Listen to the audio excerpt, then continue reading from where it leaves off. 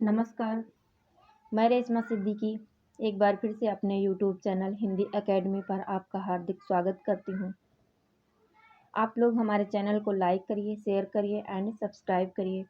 आज का हमारा टॉपिक है स्वर, ह्रस्व स्वर, वर्ण के प्रकार। आज हम पढ़ेंगे वर्ण के प्रकार। इससे पहले हम माहेश्वर सूत्र पढ़ चुके हैं। आज हम पढ़ेंगे वर्ण के प्रकार। उसमें है ह्रस्व स्वर, ह्रस्व स्वर।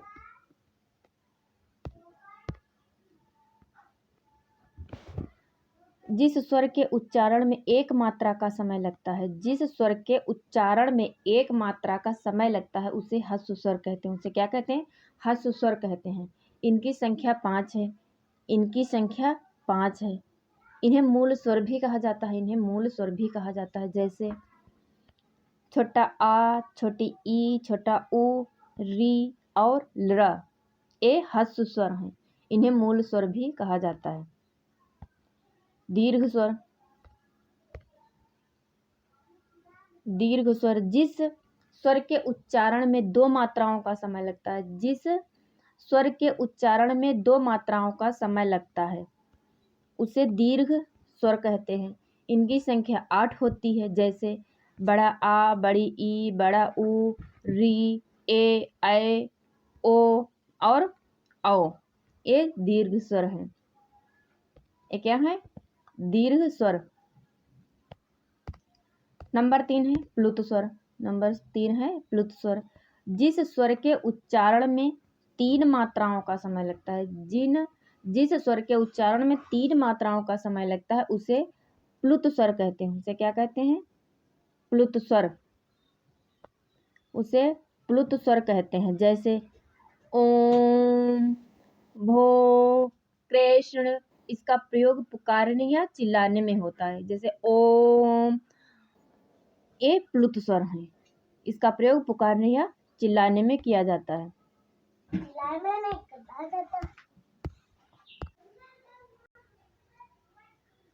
अनुनासिक स्वर, अनुनासिक स्वर,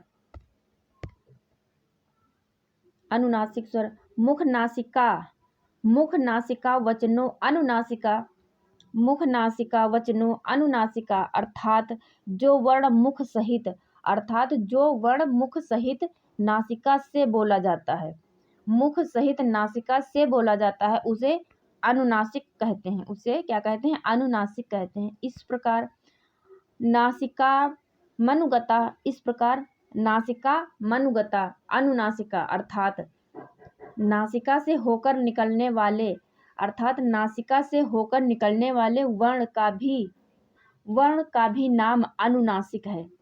वर्ण का भी नाम अनुनासिक है। जैसे अंग, आ है, उसके ऊपर अंग की बिंदी लगी हुई, अंग, आ, इसमें मुख और नासिका दोनों का प्रयोग हो रहा है। मुख और नासिका दोनों का प्रयोग हो रहा है। अंगा, इया, अड़ा, ना, मा, या, वा इत्यादि। ये क्या है? अनुनासिक स्वर। स्वरों को अनुनासिक बताने के लिए, स्वरों को अनुनासिक बताने के लिए उनके ऊपर चंद बिंदु, उनके ऊपर चंद बिंदु लगा देते हैं। जैसे आ है, इसके ऊपर चंद बिंदु लगी है तो क्या हुआ? आ इत्यादि। इन्हें अनुनासिक स्वर कहते हैं। इन्हें क्या कहते हैं? अनुनासिक स्वर। अननुनासिक स्वर, ये है अननुनासिक स्वर। अननुनासिक स्वर न अनुनासिक, न अनुनासिक, अननुनासिक, अर्थात जो अनुनासिक नहीं है, अर्थात जो अनुनासिक नहीं है। जब कोई स्वर केवल मुख से बोले जाते हैं, जब कोई स्वर केवल मुख से बोले जाते हैं तब वह अननुनासिक कहे जाते हैं। तब वो क्या कहे जाते हैं? अननुनासिक कहे जाते हैं। जैसे छोटा आ, बड़ा आ, इसमें नासिका का प्रयोग नहीं हो रहा है, केवल ये शब्द मुंह से ही बोले जा रहे हैं। जैसे छोटा आ, बड़ा आ, अगर इस पे चंद बिंदु होती तो ये अनुनासिक होते, इसमें नहीं है तो ये अननुनासिक स्वर हैं। ये केवल मुख से बोले जाते हैं, इन्हें अननुनासिक स्वर कहते हैं। मूल स्वर, इनके मूल स्वर हैं छोटा आ, छोटा आ, छोटी ई, छोटा ऊ, री और रा ये 5 होते हैं। ये कितने होते हैं? 5। गुड़ स्वर, छोटा आ, ए, ओ, ए गुड़ स्वर हैं। लघु या ह्रस्व स्वर, लघु या ह्रस्व स्वर, छोटा आ, छोटी ई, छोटा ऊ, री और रा, ये 5 हैं। वृद्धि स्वर, बड़ा आ, ए, औ, ये वृद्धि स्वर हैं। गुरु या दीर्घ स्वर, गुरु या दीर्घ स्वर, बड़ा आ, बड़ी ई, बड़ा ऊ, री, ए, ओ, ऐ और औ, ये 8 हैं। ये कितने हैं? 8। प्लुत स्वर, सभी स्वर, प्लुत स्वर के अंतर्गत सभी स्वर आते हैं। 9 और 13, 9/9 और 13 सभी स्वर, प्लुत स्वर के अंतर्गत सभी स्वर आते हैं। व्यंजन, व्यंजन को हल कहते हैं। व्यंजन, व्यंजन को क्या कहते हैं? हल। व्यजते वर्णांतर, व्यजते वर्णांतर संयोगेन धोत्यते ध्वनि विशेषो एन तद व्यंजना। व्यजते वर्णांतर संयोगेन धोत्यते ध्वनि विशेषो एन तद व्यंजना, अर्थात इसका अर्थ है अर्थात जो वर्ण स्वयं उच्चारित न होकर स्वर की सहायता से उच्चारित होते हैं।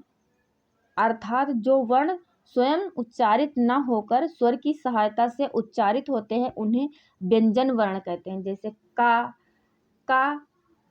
ये स्वतंत्र व्यंजन नहीं है, इसमें आ, इसमें हलंत, इसमें आ लगा है तब ये हुआ का।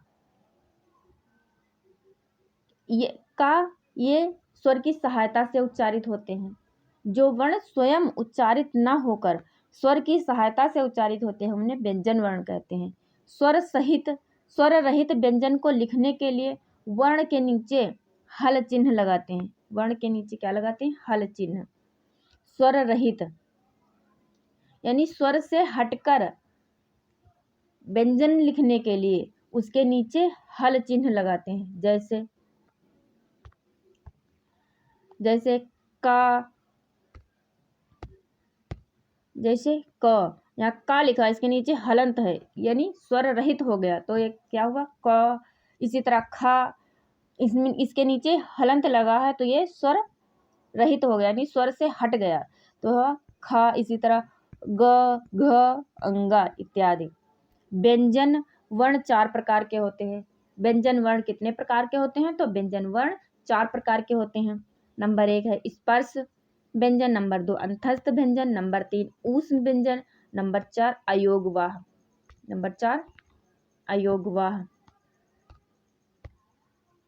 स्पर्श व्यंजन कादयो मावशाना स्पर्शा, कादयो मावशाना स्पर्शा, अर्थात का से माँ तक के वर्ण स्पर्श कहलाते हैं, स्पर्श व्यंजन कहलाते हैं। इनके अंतर्गत इनके उच्चारण के समय जिह्वा मुख के विभिन्न स्थानों का स्पर्श करती है। इनके उच्चारण के समय जिह्वा मुख के विभिन्न स्थानों का स्पर्श करती है। इनकी संख्या 25 होती है। यह 5 वर्गों में विभाजित होते हैं। इनकी संख्या कितनी होती है? तो 25 होती है। ये 5 वर्गों में विभाजित होते हैं। जैसे कचट तप यानी का वर्ग, चा वर्ग और टा वर्ग, ता वर्ग, पा वर्ग। का वर्ग के अंतर्गत आता है क, ख, ग, घ, अंगा। क, ख, ग, घ और अंगा, इन्हें क्या कहते हैं? तो कंठस्थ व्यंजन कहते हैं। इन्हें कंठस्थ व्यंजन कहते हैं।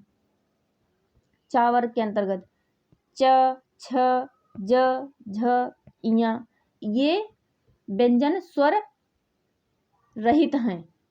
इनमें स्वर का प्रयोग नहीं हुआ है, इसलिए इनके नीचे हलंत लगा है।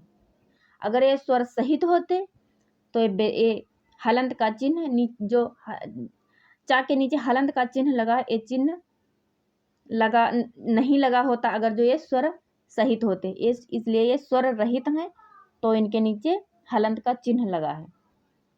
चा वर्ग के अंदर च, छ, ज, झ, इया, इन्हें तालव्य व्यंजन कहते हैं। टा वर्ग ट, ठ, ड, ढ, अड़ा, इन्हें मूर्धन्य व्यंजन कहते हैं। ता वर्ग त, थ, द, ध, न, इन्हें दंत व्यंजन कहते हैं। फिर है पा वर्ग प, फ, ब, भ, मा, इन्हें ओष्ठ व्यंजन कहते हैं। इस प्रकार स्पर्श व्यंजनों की संख्या 25 है। इस प्रकार स्पर्श व्यंजनों की संख्या 25 है।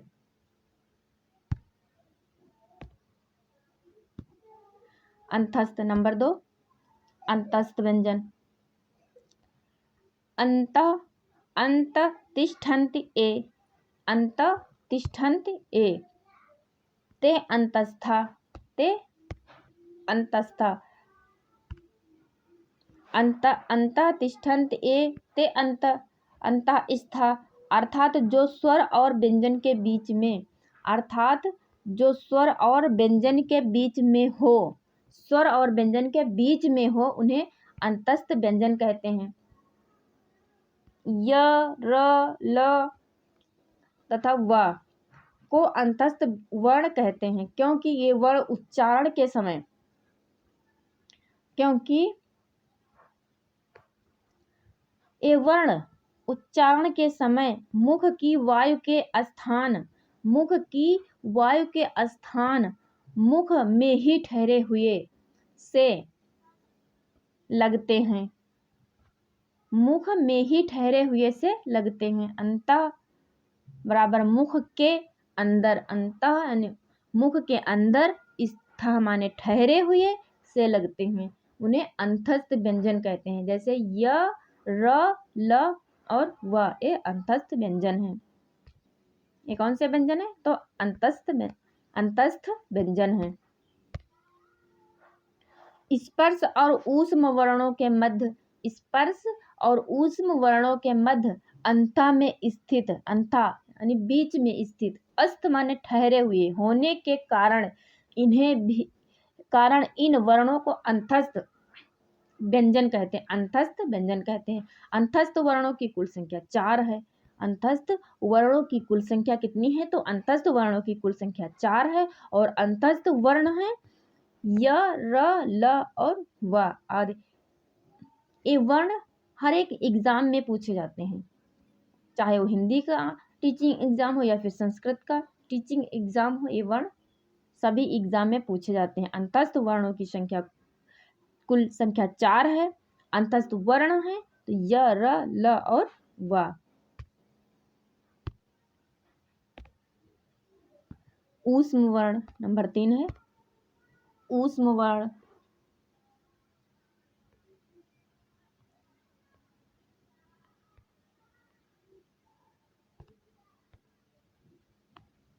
नंबर 3 है ऊष्म वर्ण। स, स, स एवं ह को ऊष्म वर्ण कहते हैं।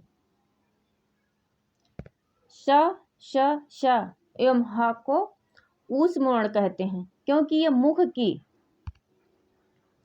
श, श, श एवं ह को ऊष्म वर्ण कहते हैं, क्योंकि ये मुख की ऊष्म, ऊष्म यानी गर्म वायु के साथ ऊष्म रूप में ही उच्चरित होते हैं, क्योंकि ये मुख की ऊष्म यानी गर्म वायु के साथ ऊष्म रूप में ही उच्चरित होते हैं। इस प्रकार ऊष्म वर्णों की कुल संख्या 4 है। इस प्रकार ऊष्म वर्णों की कुल संख्या कितनी है? तो 4 है।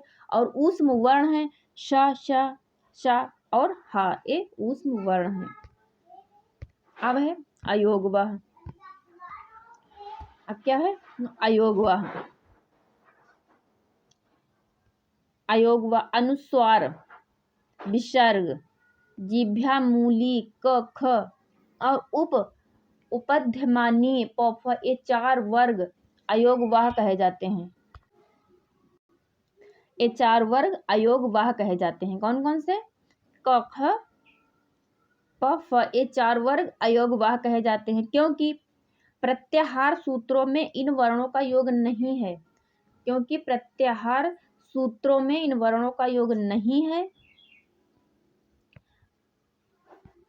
किंतु यह दूसरे वर्णों से मिलकर अपना अस्तित्व प्रकट करते हैं। किंतु यह दूसरे वर्णों से मिलकर अपना अस्तित्व प्रकट करते हैं। इन्हें अयोगवाह कहते हैं। अनुस्वार, विसर्ग, जिह्वा मूली क ख और उपध्यमानी प फ, ये 4 वर्ग अयोगवाह कहे जाते हैं क्योंकि प्रत्याहार सूत्रों में इन वर्णों का योग नहीं है, किंतु यह दूसरे वर्णों से मिलकर अपना अस्तित्व प्रकट करते हैं, इसलिए इन्हें अयोगवाह कहते हैं। संयुक्त व्यंजन। अब है संयुक्त व्यंजन। क के नीचे हलंत लगा है, इसलिए ये स्वर रहित हो गए। अगर हलंत ना होता तो ये स्वर सहित होता, इसलिए है क प्लस स बराबर, इसे मिलकर बना है छ। त नीचे हलंत लगा प्लस र, से मिलकर बना है त्र। ज प्लस इया बराबर, इससे मिलकर बना है ज्ञ, इसलिए ये संयुक्त वर्ण है। संयुक्त व्यंजनों की संख्या कितनी है? तो संयुक्त व्यंजनों की संख्या 4 है और स्रा भी है इसमें।